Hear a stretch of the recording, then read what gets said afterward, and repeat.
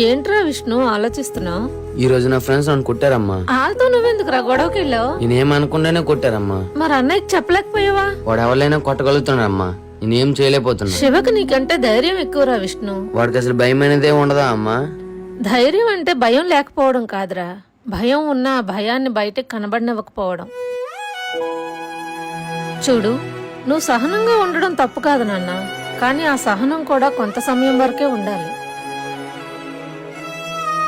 మా అన్నకు శివాన్న అని పేరు రాకముందు ఊరంతా వాడిని శివగాడు అని పిలిచేవారు. మా ఊర్లో ఒక రౌడీ సెట్ ఉండేవాడు, వాడి పేరే గణేష్ అన్న. శివన్న ముందు గణేష్ అన్న దగ్గర పనిచేసేవాడు. ఇప్పుడు నువ్వు వాడి కింద అలా బచ్చగడవో, ఒకప్పుడు ఆడు కూడా నా కింద బచ్చగడరా.